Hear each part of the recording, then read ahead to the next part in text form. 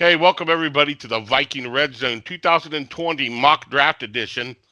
I got a little nauseous this week or today when I had to think of the show I got to do today, but I'm gonna try to suffer through this one and get this one going. So today we are doing the Cleveland Browns, and I have a really special guest. He's one of my co-captains on my podcast. Uh, we got him and Brad Rose both that we do our podcast with every year for high school football. He is a huge Cleveland Browns fan, and I don't hold that against him one bit. And I wanted to get a good show in, so we're going to do a serious show about the Cleveland Browns. But for right now, I want to introduce to the show a guy who needs no introduction on the Viking Red Zone, Mr. Nathan Lamb. How you doing, Nathan? Oh, I'm doing great. This is really weird that we're actually being able to see each other's face here because Yeah. obviously we just do the audio podcast. We have never done video other than the recording of me doing the combine that we did a couple years ago. That was That was epic, by bad. the way. But, That was epic, by the way. it's kind of weird that we're kind of entering into this new I guess era. We've talked about doing this more on the show. This coming fall, maybe we'll try to integrate some of this video. Not sure a lot of people, maybe want to see our faces, but it's something new, it's something different, and obviously now with everything that's going on, we have to keep our social distance from each other, and that's really the only reason why we've really, went at it this way, because, ordinarily we have this idea to come together and do this show, do the mock draft in the studio like we do every other show that we do. And this is it's kind of a weird time right now. So we're abiding by everything that we're told to do by the governor and by, everybody else. So we decided to try this video thing out. So I'm excited about it. I'm sure a lot of people think that I look a lot goofier than I sound. Maybe, I don't know, because I sound pretty goofy. But Well, we both got a face for radio, so but mine more so than yours, though. but here we are, right? Here we are. Yeah, exactly. Yeah. So we're going to talk about the Cleveland Browns, my favorite team, ultimate favorite team. I've got a lot of favorite teams in every sport. But the Cleveland Browns are by far my ultimate favorite. I don't care what you're doing over there. That's we're going to talk about them and a few other things. So, Lugs, this is weird because this is you. This is your show, and I'm just a part of your show. Normally I'm the one that brings us in, and I kind of run the audio portion of the show and direct where we go. This is all you, man. This is you, 100%. That's why we're not getting the followers we get when you open it too, though. Probably, I think. I don't think so, because I believe that you've had a couple of these little clips that have gotten quite the following from what I've heard. So, well, you've got a lot to live up to because you have a team that you have to beat with this Browns one, and it's called the Cincinnati Bengals because it blew up. So there's a standard now. But we're going to try to beat it. I'm not going to hold any bias here. We're going to try to beat the Cincinnati Bengal one tonight, dude. We're gonna go for it. Well, I mean, we beat you once last year, so maybe we can beat you in the off season too, right? Yeah. And you won March last year. We're going to talk about whether you won March this year or not. So we're gonna find that out too. So all right, so we'll roll into the show here. So I know before we get to the Cleveland Browns, though, there's a very popular situation going on, obviously, for Southeastern Ohio in football right now. And every show that I've had almost that I've done, I've talked about Joey Burrow and the Cincinnati Bengals having the first pick in the draft. And then this is kind of almost seems like almost unreal that you think, okay, Cincinnati just ironically gets the first pick in the draft since they had it back with Dan Wilkinson. Or I think Carson Palmer. I'm sorry, Carson Palmer's the last time we've had the first pick in the draft. And we got the first pick in the draft at the same scenario that a Joey Burrow travels to LSU, wins a national title, but was recruited at Ohio State and lives 20 minutes down the road from us. It is an insane scenario that we have walked into. And I know that I've got connections in Athens. Most of them came from you. and which means you've got way more connections than I do. What is your opinion about this entire scenario and how this has went the last 3 or 4 months? Well, in terms of a Bengals fan, this is this absolutely dream come true. Um, you take a look at what Joe has done in high school, and let's just talk about high school. I mean, we've seen this kid do things at the high school level that we have never seen before at the quarterback position, and that's saying a lot because we've had a lot of good quarterbacks in Southeast Ohio over the last 20, 30, 40 years. We've never seen what he did in the TVC Ohio in the 3 years that he started for the Athens Bulldogs. And that's, we all knew that, getting the offers that he did and finally accepting the Ohio State offer, going up there and actually getting playing time. I think that's when, for me at least, it really hit that this kid is, a little bit different than anybody else we've seen. And, obviously we know what happened at Ohio State. He transfers to LSU. The first season at LSU was, so-so. It wasn't bad, but it wasn't great. It wasn't dominant. But then you make some changes in terms of offensive coordinator at LSU, and it just was magical. I mean, the kid absolutely did everything right, never did anything wrong, and put himself in this position to earn that number one draft pick. And that's, coming from somebody that watched him play on Friday nights here in Southeast Ohio at Benton County High School multiple times. Did I ever think he'd be a number one pick? No, I never did. I never really looked that far. But, when he went to LSU and seeing him play there at the caliber that he played and against the teams that he played against, about halfway through last year, I really felt like, hey, this kid has a chance to do something that very few people, regardless of where you're from, can do. And, here he is. We're a few weeks away from the draft, and all signs point to him, being picked up by Cincinnati. And, in terms of a Cincinnati Bengals fan, obviously, we all take pride in the state of Ohio, and we all take pride in the people that come out of Ohio and make a name for themselves, whether it be in sports or whatever, business, whatever, it doesn't matter. We all take pride in those people. And for Joe to be one of those people, and Cincinnati also at the same time has a chance to get him in the first pick of the NFL draft it's a miracle. It's an absolute miracle. This is what movies are based on. It really is too. Yeah, you're right. Yeah. So, in terms of the scenario, you couldn't have dreamt of anything more perfect, if you're a Cincinnati Bengals fan. Let me ask you this now, and again, just knowing that you went through the process of, just like me, where we watched all this, he signs at Ohio State.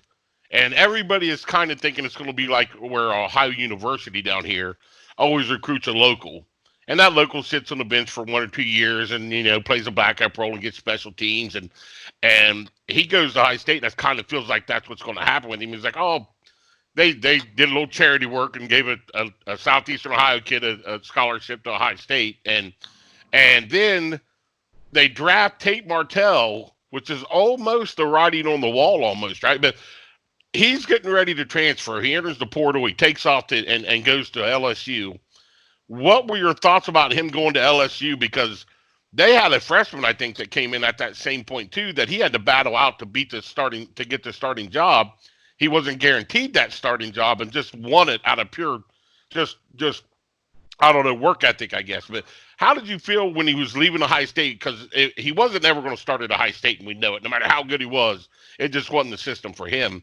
When he left LSU, did you think in your mind, yeah, this is it for Joey? This is what it's going to take?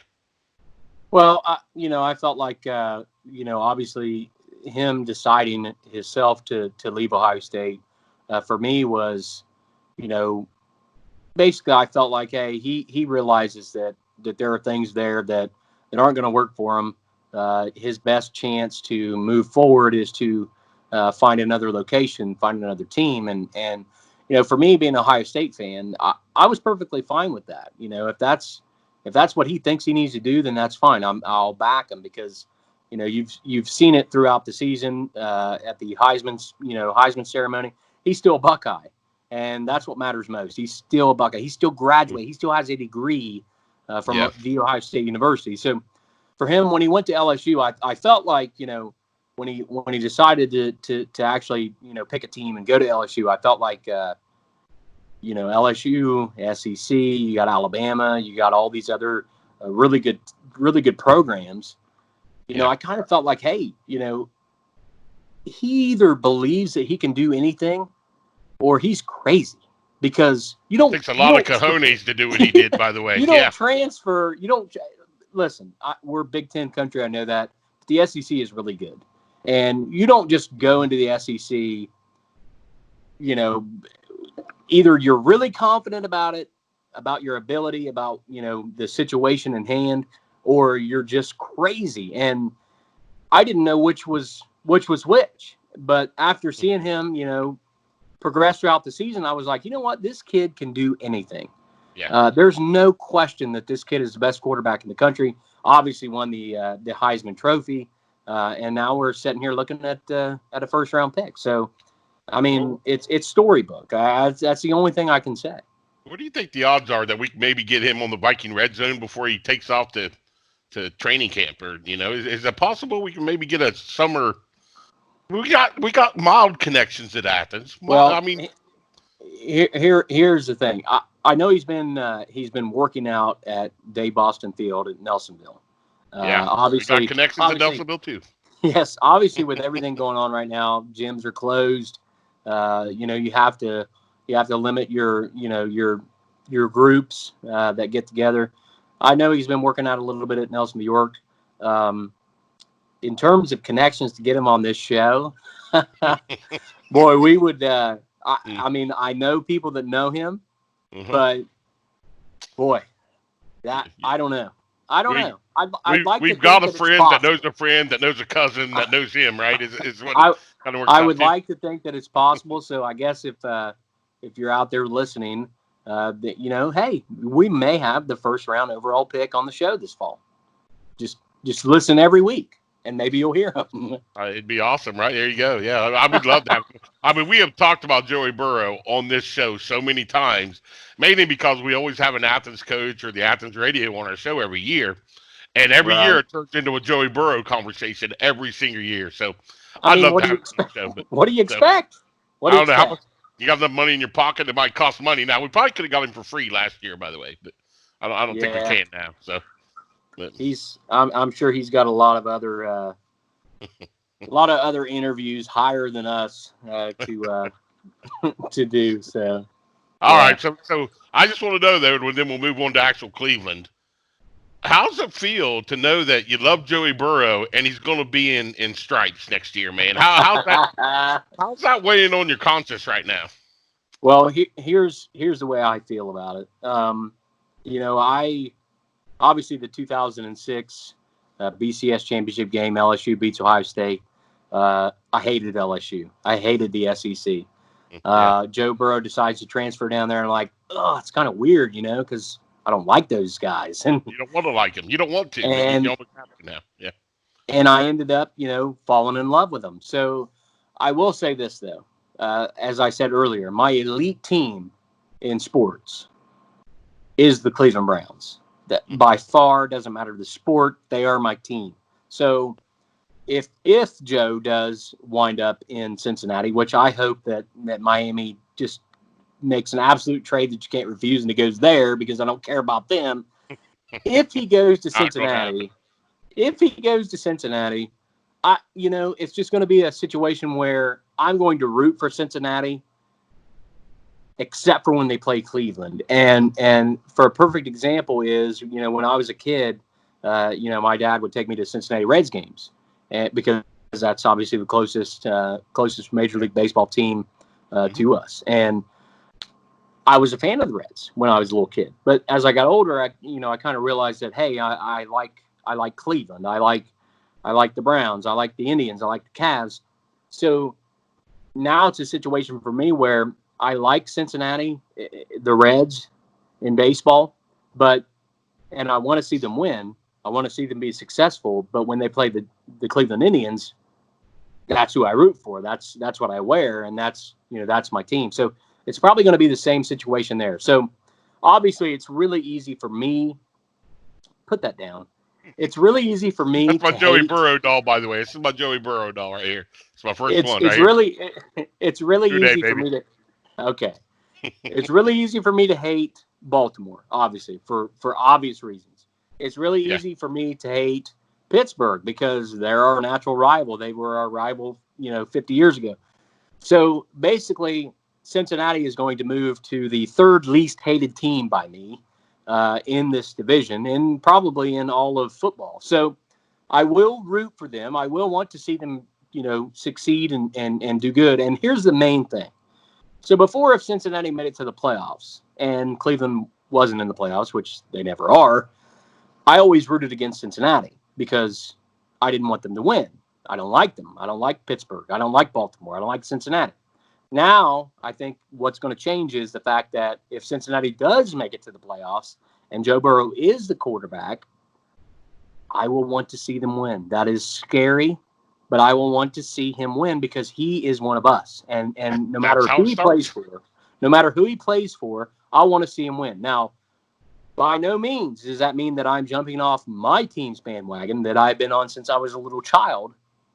I'm still Yeah, a it Cleveland does. Brown fan. I will always be a Cleveland Browns fan. And, if I span this room that I'm in right now, you'll see all kinds of Cleveland Browns memorabilia on the wall and even some hanging from the ceilings here. So, That's okay. That's fine. You're going to have that. But on the front porch, hanging off of it, is going to be a Joey Burrow flag right beside your American flag every no, Sunday. So I'm okay no. with that. So yeah, Listen, it's there, going to happen. there, there, there are three flags that hang on the front of my porch. One is the American flag. It hangs all the time. Hmm. The second and the third rotate, and that is the Ohio State flag, the state of Ohio flag, not Ohio State University, but the state of Ohio flag, and the Ohio University flag, believe it or not. I fly the green and white, I fly the red, white, and blue of the Ohio, and I fly the United States flag. Those are the only three flags. Those will only be the only three flags that hang off my porch, ever, period. No Joe Yeah, Burrow flag. Sorry. I love you, but no flag. we'll see. We're going to see what happens. Okay, let's roll in and let's talk a little bit about the other Ohio team. The And main one. I won't. I'm The, not going the to be right one. derogatory. We're going to have a serious conversation about the Cleveland Browns. Okay. And just like when I did my Bengals, I'm going to bring up some tough questions for you. Okay. Sure. We're going Yeah. to do that. So, but that's our job. So, okay. So Cleveland Browns 6-10 last year. You picked 10th in the draft this year. You fire Freddie Kitchens. You bring in Kevin Stefanski. Can't even say his name half the time. Yeah, you can say it.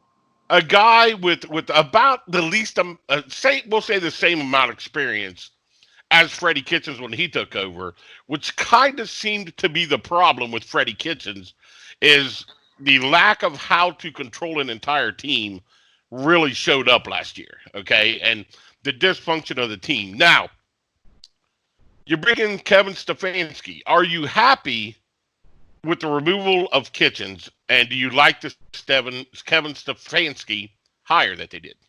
I got it. I think I Uh, got it right. to short answer, yes, and yes.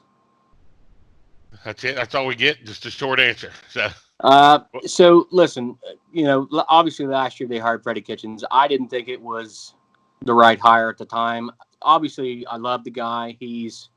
And I've said this multiple times to different people. Freddie Kitchens is a guy that after a Friday night football game at Benton County High School is a guy that you want to go to Marini's with and have a beer. Okay, he's not in terms of how he comes off, he's not a head football coach, and he's never been, a head football coach other than last year, and obviously it didn't work. So I was worried about that. Yeah, there were better names out there that we could have gotten. Obviously, our interim head coach was one of them. You still had the coach from Green Bay that they got fired the year before. There were people out there with success and experience that we could have gotten, and we went with Freddie. I think that was a safe pick. I think that was somebody that that our organization felt like they could control. And obviously it was, and that's what happened. And it didn't do very good. It didn't work out. So I think with the Stefanski hire, obviously he was one of the finalists last year in the search last year. And I think this year, when you look at the cast that we had to choose from, it's not like the Minnesota Vikings, where Stefanski came from, was a terrible team. They had made the playoffs. They had been successful. They had won a playoff game.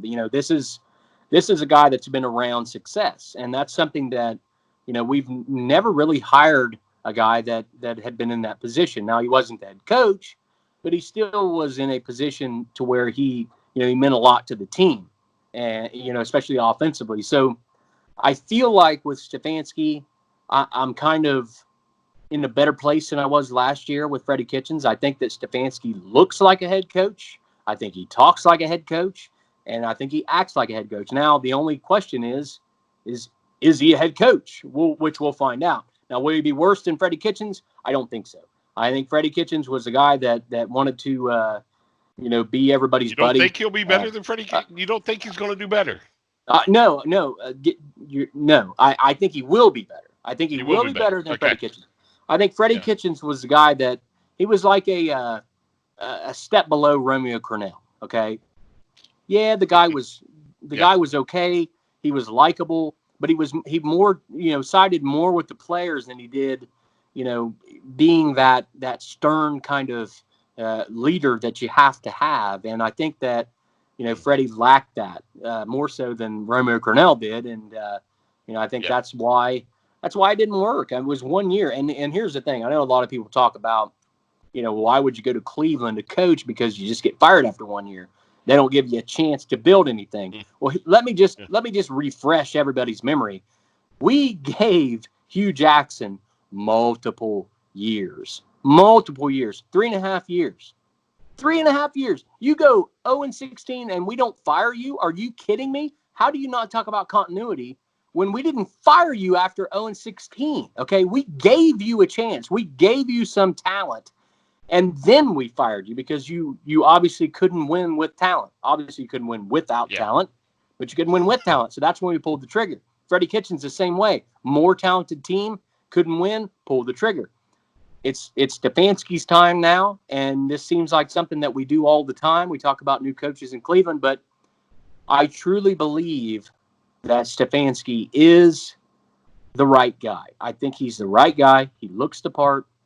And you talk about a Cleveland fan, we're very emotional.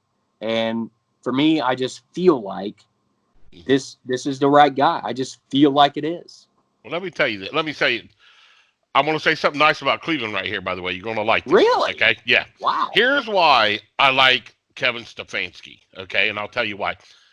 You go through a program when you got Hugh Jackson, and even hiring Williams as an interim coach, the problem that I always have when you bring coaches up through a program is you need to bring coaches up through a program that have a successful track record. So when you're going 0-16 and 0-16 and you're hiring the offensive coordinator, he's just a part of that problem. And that's all you did when you hired Freddie Kitchens, is you hired someone who's already in it and already a part of that problem. The Bengals did it for years. We hired Dave Shula. We bump up Bruce Coughlin, someone who's still, because he did a little bit of good as an offensive coordinator. So you move him up. Terrible head coach. You constantly move up the ranks of unsuccessful teams. Kevin Stefanski had the best offense in the NFL 3 years ago with Case Keenum as his quarterback, okay? They won. They were successful. They made the playoffs 2 or 3 years in a row now, I think. I'm not sure how many. I mean, they are a successful program, and you're pulling a guy that has the same amount of experience as Kitchens as far as being a head coach, but he was successful, so I feel like he's earned that spot. And Freddie Kitchens never did. So by saying I believe you've got a good head coach. I think it was a great hire. So didn't Cincinnati have a chance to hire Bill Walsh? Bill Walsh was in Cincinnati. Yeah, didn't they have a chance to hire him as head coach? And he was a head coach, wasn't he? No, they took somebody else, and then he left and went to San Francisco, and then beat your guys. beat you on the what was it, the Super Bowl? Bill, What? yeah, Bill was running the team though. Bill was the GM, right? Isn't that what Bill was for us? I don't know what he was for you. I don't give a crap. I don't know either. I I don't care can't. about you guys. Bill was a bingo before he was a What? 49er. Yeah, but he didn't win until he went to San Fran. So Yeah, you get loaded teams. It happens. So whatever. What? All right. okay, Well, now we're going to get into free agency, but before we do, I want to just talk about one thing here. The blame for last year at 6-10. You go into March, and everybody was buying Super Bowl trophy cases all over Vinton County. I'm sure they were doing it all over the state of Ohio. And I'm kind of sitting back going, guys, nobody wins by signing the number one wide receiver in free agency. Like Randy Moss is literally like the only one that's ever happened. That is not a turning point in the franchise. And I told people, and you heard me, I called you paper champs for I don't know how long, okay? Well, obviously I turned out to be right. But let me just say this. Where does the blame lie? Because Odell Beckham had over 1,000 yards receiving. Landry had over 1,000 yards receiving. You had Chubb, who had almost 1,500 yards rushing. And you had the quarterback, Baker Mayfield, had 22 touchdowns and 21 interceptions. Is it anyone's fault on the field, or was this all on the coaches and staff on the sidelines this year? okay. So I'll give you two names. John Dorsey. I liked that guy too. I liked him as a person. I'm not saying I liked him as a GM. So Listen, John Dorsey brought in a lot of high level talent, and he brought it in at positions that obviously we needed it because we were a terrible team when he came in. But the second is Freddie Kitchens, and John Dorsey is the reason why we hired Freddie Kitchens, and that's that falls on Dorsey, and that's why both of them are now gone because of that situation. Now Dorsey's gone because of the coaching hire and not the player transactions, though, right? He put talent on yeah, the field yeah, for him to win. yeah. I So, mean, when you look at the team talent wise, now to before, Dorsey took over, obviously it has been transformed. We have a lot of talent now on this team, offensively, especially offensively, but also defensively.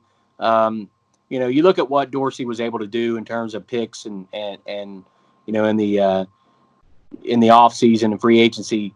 Uh, I don't think anybody feels like he did a bad job, but I think the one thing that was the ultimate demise was the fact that he hired Freddie Kitchens to coach the team. Now we all had optimism. I mean, every Cleveland Brown fan is optimistic before we get into to week one every single year. So we all felt like, hey, got we're to just be going to right. kind of wish Yeah, we're going to got to wish be. for the best here, but clearly it didn't work out. And you know I think when you look at the talent on the team that we had last year, obviously the offensive line was a weak point on that team. But when you just look at the talent for talent, compared to all the teams that we played, we really had just as much talent as everybody else.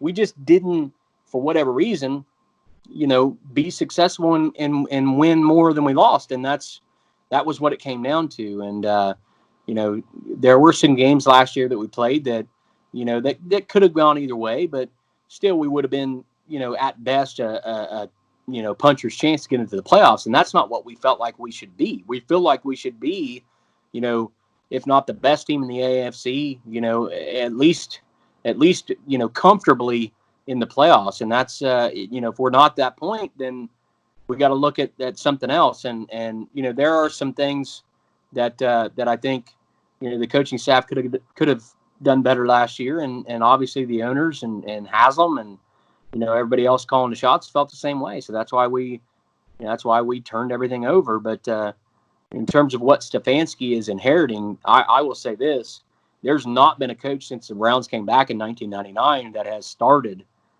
with this kind of talent on this team. I would And agree with that. Yeah. I think if he can have a successful offseason, which I think he's already started to do, and that's starting to not necessarily get the flashy names in Cleveland, but get the pieces that we need. I think he's already started to do that, and I think you'll see that throughout the draft and prior to the season starting. I think, obviously we got the talent in place, but we're missing some stuff. I think Stefanski right now is working to fill, those missing holes. And I think once we get into this season, if he is the type of coach that, the in game can make those decisions and make the right calls and make the right plays, you could see this team flip a 6-10 to a 10-6. And now I'm not saying that's what we're going to do, because every year I say, listen, I'll believe it when I see it, because I'm a Browns fan and I know no matter who we have, wherever they're playing, I've never seen it happen. So I will wait, once put that down. Once we start out, if we start out 5-1, 4-2, then I'll say, hey, we may have something cooking here. But until then, I'm just going to sit here and I'm going to, be the even keel person that I always have been. And, I'll let this thing play out, but I'll hope for the best, just like every Cleveland Browns fan. Okay, so let's roll in to free agency now. I mean, you looked at last year, 2019, and the Cleveland Browns, first 3 days of free agency, blow it up, okay? Just absolutely blow it up in free agency. We're going to go through your free agency for 2020. You got Jack Conklin, offensive tackle from the Tennessee Titans this year.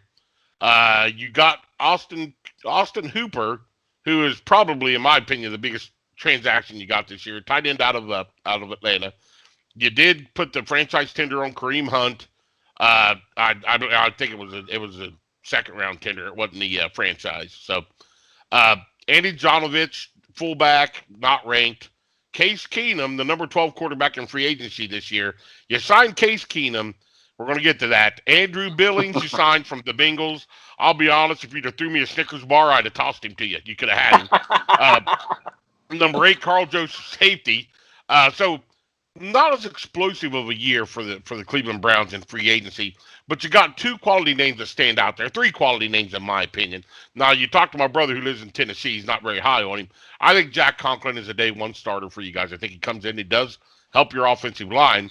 Right. Austin Hooper eliminates the issues you had with Njoku. So that's a big plus there. That's a step up. That makes the offense better. Yeah. But the signing that has to have you turning your head is Case Keenum. How do you feel about that signing, and what is Stefanski trying to say by bringing in a guy that he has already coached in a successful offense already? Well, that I don't know if I can answer that, because you look at the Cleveland Browns and the last 2 years, it's been Baker's team and Baker's the future, and that's where we're at. We finally have our franchise quarterback. But I think if you start with the signing of the safety, obviously that's one need that we had was defensive back. I think you'll see us maybe try to attack that a little bit in the draft. Obviously the signing of the offensive lineman from Tennessee. Clearly the offensive line was the weakest part last year. The tackle that we got there will definitely help. I think that you'll see a tackle, if not our first pick in the draft, it will be a high pick for us to try to shore that offensive line up. You look at a fullback signing. Okay, well that tells me that maybe this team is going to transition more into. Obviously, we got 2 really good running backs. You got Chubb and you got Hunt. Maybe this team's going to transition more into an old school style. We're going to run first offense, and that's where you have your fullback. Now, the last time we had a really good fullback was Vickers, back when we had Hillis running the ball, and that was actually the last time we had a winning season at 10-6 in 2007. Wasn't Peyton Hillis really the fullback at one time?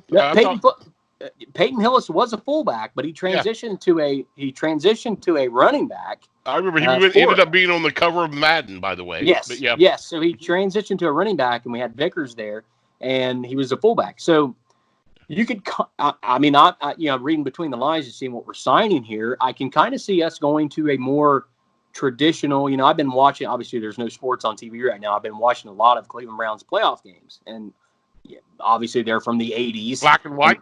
Black and white. They're in color. They're in color, but I've been watching them, and back then it was such a different game. You had your passing formations, you had to shut up. You had your passing formations, you had your running formations, and you kind of knew what you were going to get whenever these guys go up to the line. So I could see them try to transform more into an old school style offense. Obviously, the AFC North is defensively, that's the strongest point of all these teams. So, it's just the way it is in the AFC North. It's like the Big Ten. A lot of times, these teams just like to ground and pound and control the clock, and I think that maybe we're going to lean more towards that. Now, I will say this with the Case Keenum signing: was I surprised that we signed Case Keenum? Yes. Was I happy that we signed Case Keenum? Yes. I think that moving forward into training camp, this is going to be a legit quarterback competition. Now, I will say this. If there's one thing that I've learned from watching Baker Mayfield over the last few years, to Oklahoma and in Cleveland, is this kid, is he the most talented kid? No. But is he the most competitive kid I've ever seen? Yes, by a mile. So I think that if you put Case Keenum there, I think he's going to elevate his game even more so than he did in the past, because last year coming into the season, it was his job. There was nobody that was going to take his job. It was his job. So he just, maybe went through the motions and just, that was it. Didn't try to, get better or try to, improve every day because he had somebody looking over his shoulder. And I think that obviously, clearly, that's what's going to happen this fall. So I think the signing of Case Keenum is beneficial to Baker Mayfield, but also the signing of Case Keenum is you just signed a quarterback that has made the playoffs and won a playoff game. So that's something Baker's never done. That's something that we haven't had in Cleveland in a long time. So even if, Stefanski decides, hey, Case Keenum, I feel more comfortable with him, I'm going to go into the season with just as much confidence, whether it's Baker Mayfield or Case Keenum, because Case Keenum's been there and done that. Baker, I feel like, can do that, but Case Keenum's done it. And that's something that you talked about, Stefanski coming in from a program that has been successful. Obviously he knows how to win. He knows what it takes to win. He's seen, how things are supposed to go in terms of an organization and an operation. So, I'm going to trust this guy. It was difficult for me to throw the keys to Freddie last year and say, hey, you were the quarterback's coach coming into the year, go lead us to the Super Bowl. That's a little different story. This guy, he was in the offense. He was a big part of the team. And, he just looks the part to me. And I may be naive. I may be an idiot Cleveland fan, but I'm going to trust him. And that's what I'm going to do. Well, yeah. And let's not forget, he was the quarterback's coach at Minnesota for 2 years before he became the offensive coordinator. So, right. I mean, he's coached Keenum. He coached him in the playoffs. He coached them when they won. And he's coming over here now to Cleveland. And I think in my opinion, he's a security blanket. I don't think he's going to take Baker Mayfield's job. But I think it's like going into a new job. If you can go to a new job and you got a friend going with you, you just feel a little bit more comfortable, right? Right. So you go into this new job that Stefanski has, and now you just got that security blanket. You don't know how good Baker is yet. You've heard all the rumors. You don't know how good he is yet, but you can coach quarterbacks, so he'll figure it out pretty quick. And I don't think Case Keenum's going to take his job. I think he's there as a backup. He's going to play a backup role, and if Baker does struggle, that's a security blanket. That's my opinion. But real quick, we'll move on to the draft here. But I just want to ask you, with Hooper being signed, is Njoku on the way out the door with his lack of being able to be on the football field? Is he done? Is he getting traded? I don't think so, and I'll tell you why. And I said it earlier with the signing of a fullback. I think when you in the old school, when you have those old stop doing that, you're messing me up. So when you had those old school offenses, you would have a fullback, a running back, and two tight ends. And listen, Njoku may be injury prone, but if you've seen this guy on the field, if you watch Hard Knocks, you saw him without his shirt off. There's nobody else on that team, maybe other than Myles Garrett, that I would not want to hit me, because he is a man. Okay. Yes. Now Hooper obviously came in, last year was, I think, the leading receiver for Atlanta last year. Obviously they didn't have a great season, but Pro Bowler. He is one of the top, tight ends in the NFL. And for us to get him, I think just solidifies the fact that this may be a either run first offense or the more West Coast style.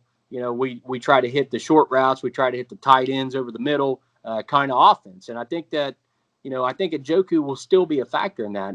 I don't think personally he's going to go anywhere. But if there is a situation where, hey, somebody calls us up and says that we'll give you a 3rd-round pick for Njoku, it's possible that they could let him go. But I think they're both going to be on the roster in August. I think if you look at it that way, a healthy Njoku is an amazing player, by the way. So if you put both those guys out there together, I mean, everybody, mockery is the greatest flattery, right? The form of flattery is mockery. Yeah, whatever. You know how the saying goes. Uh, Everybody wants to be like the Baltimore Ravens now, right?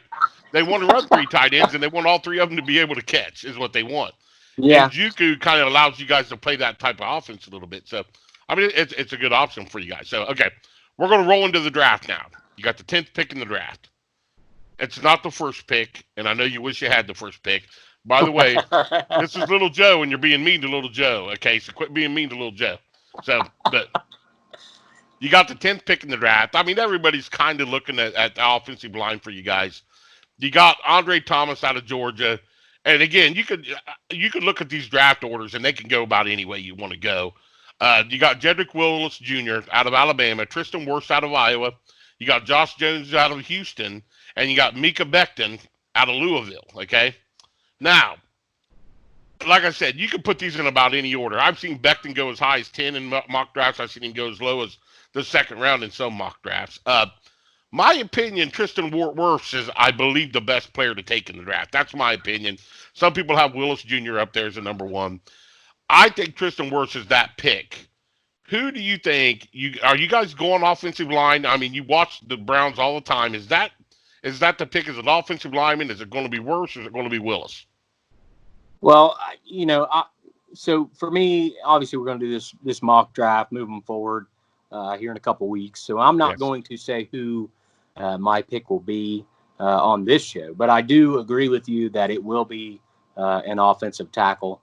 That is the clearest weak spot on this team. Like you said, there's a lot of tackles out there in the draft this year that people have really equal to each other. It's a lot of times you see this in offensive linemen. You see this in sometimes defensive backs where you'll have a group of 5 or 6 people that you could pick from 10th to the 2nd round, and normally it's not the case with skill players. You got your quarterbacks that everybody having in order. Put that down for the last time. Put Little Joe down. Little Joe. Little Joe, my buddy. Yeah, obviously we need offensive line help. We've addressed that a little bit so far in the in the free agency. Yeah. I do think that our first pick will be our starting left tackle, whoever that may be. I do feel like we'll be our starting left tackle. I think in terms of success with Baker or Keenum, whoever is the quarterback this fall, obviously need a good offensive line to win football games.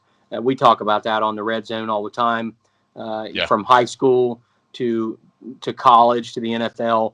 If your quarterback doesn't have enough time to see the field and see routes and be able to distribute the ball, and the same for your running backs, if they don't have any holes to go through, you're not going to be successful. And that's the main thing. When you look at the Cleveland roster, you talk about all the skill players that we have, some of the best in the game. Do we have the best skill players in the NFL?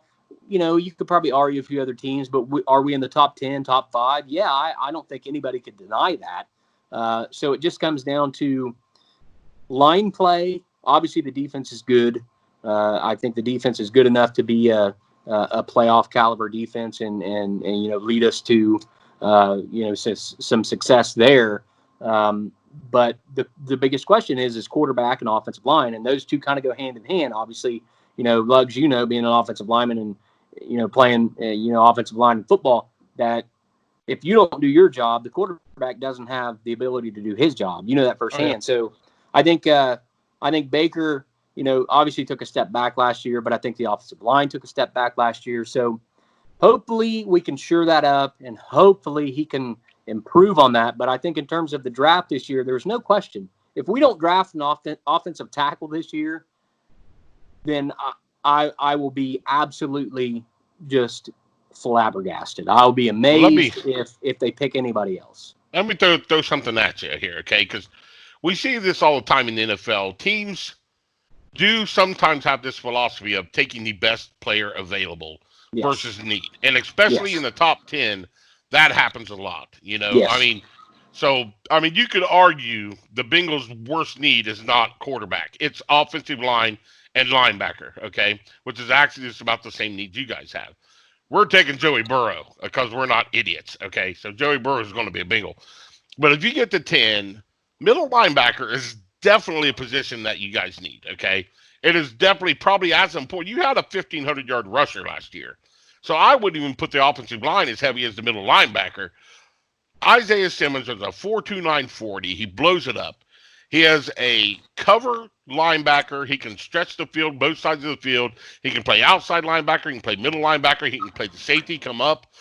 He's not a super big knock your head off tackler, but he is a consistent tackler who can do the job.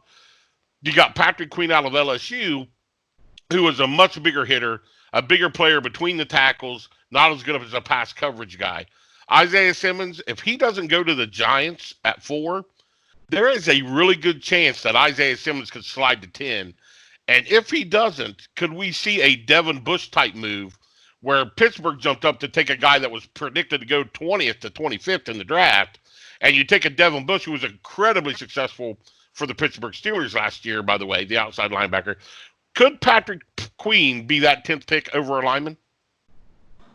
I don't think so. I think, if you look at those two falling back to that spot, obviously there's going to be some teams in the 15 to 20 range, maybe even farther than that, that may need that type of player on their team. And obviously he's a great player, and I would love to have him. But, Yeah. I think obviously our need is offensive tackle. And I think you'll see us maybe even slide back in the draft if somebody wants to take a chance to come up and pick him up. I think that you'll be in the situation where you're kind of in that slot range where you'll see teams moving around to get one person, the person that they think is the best available on their board. I just don't think that, even if he is the best available person on the board at that point, I just think our need for tackle is so much greater than that. Now, I'd love to have the kid because he's awesome. He can play all kinds of different positions on the defensive side of the football, but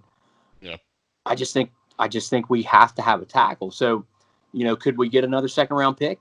If we trade down 3 spots and still get our tackle, it's possible. And in that situation, I say go that route because that'll only help us in terms of depth on the offensive line. And it's a great point, too, because when you're talking about the offensive tackles in the draft, like I said, all 5 of them are basically the best tackle in the draft. So Right. if there aren't a good run in the top 10 on offensive tackles and 3 or 4 of them are sitting there, you're probably pretty safe to step back a little bit and get an extra pick, too. So, yeah, that's a really good point. So, okay, so we got your outlook on the draft. You're obviously not going to give us a ton of information because you do pick for the Cleveland Browns. But I do believe we're going to see you take an offensive tackle. We just don't know who yet. But I just want to get a prediction, okay? It is not you lost your paper championship this March. You didn't win it again. That may not be a bad thing. Quit winning preseason games too. Maybe you start winning some regular season games. But give me your prediction right now for Steve, or I keep on calling Steven, Kevin Stefanski's first season. What's your prediction for the Cleveland Browns in 2020? 10-6. 10-6. Do you win the division? No. You do not. You're giving it to Baltimore, aren't you? You better give it to Cincinnati. I'm not giving it to Baltimore or Cincinnati.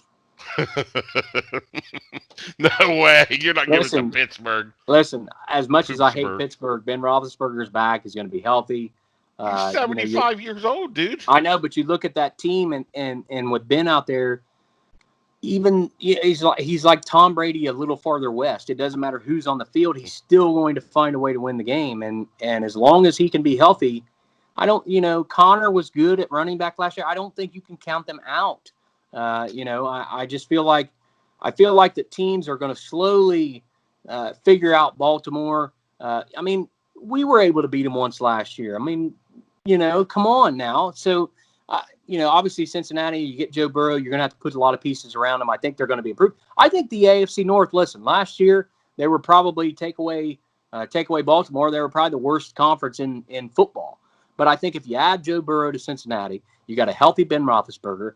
You got the Ravens that just made the playoffs. You got the Browns that are getting better and have a lot of talent and a new coaching staff. It could be one of the best divisions in football. I mean, you could be looking at a fourth place team at 6-10, and that's amazing. That is unbelievable, and I think that's what you'll see. Well, I'm going to root against that, but hey, I respect your opinion. I look at it this way: you were 6-10, and like I said, even with Detroit, and I talked about this on my Detroit show. You lost Darius Slay, and now you're going to take Akuda. So you're taking a team that won like 4 games last year, and you're making a sideways move. That's not an improvement to your roster when you're 4-6. You guys have improved on your roster, so at 6-10, you would assume you squeeze out a couple of those close wins, right? So I mean, I'm not saying you won't go 10-6. It's going to depend on how quick and how effective Joe Burrow can be at Cincinnati. That will probably reflect that. I do believe, though, on your Pittsburgh comment that you're wrong, and I'll tell you why. I feel like they were struggling, and he checked out early. And if it was a playoff caliber team last year, he would have fought through it and played. But because they were struggling, it was like, I'll just sit out a year and get healthy.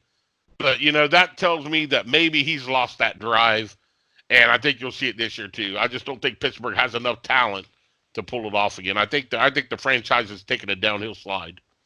Listen, I hope you're right, but I'm just going based off of the last 25 years, and that's no matter what. Pittsburgh is always able. They won with Tommy Maddox. I mean, come on, are you kidding me? XFL Tommy Maddox. They won. So what was the quarterback's name last year? I can't even watch him, so I don't even know. But I know. Yeah, I don't really care. So, but anyway, hey, it's the same way with the Cleveland Browns and being successful.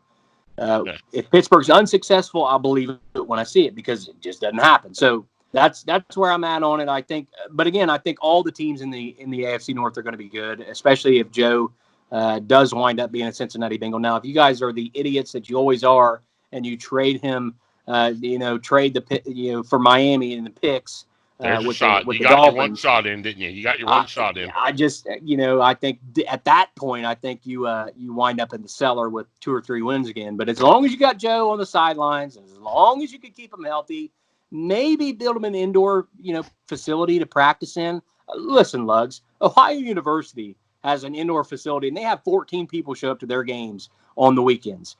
Cincinnati doesn't have an indoor facility. Are you kidding me? Come on, let's build one for the kid. Let's start a GoFundMe for Cincinnati to where they can actually build a roof, some walls, maybe put a couple space heaters in there so these guys can train, in an area where they're out of the elements. Maybe, I don't know. Maybe that would help. I mean, come on, it's 2020. We're not scared of a little rain, dude. You're the only team in the NFL without an indoor facility. You live in Cincinnati. You don't live in Cleveland. That's all I got to say, bud. Okay, yeah. The most epic coach quote of all time, by the way. Whatever. When you grab a microphone in the middle of a game and you call the team that is on the other sidelines morons like that, there is nothing better. You can hit Santa Claus 100 times with snowballs, and you ain't beat that quote, okay? I'm sorry. I'm calling it now. Hey, I'll give you that. That was good. That was funny.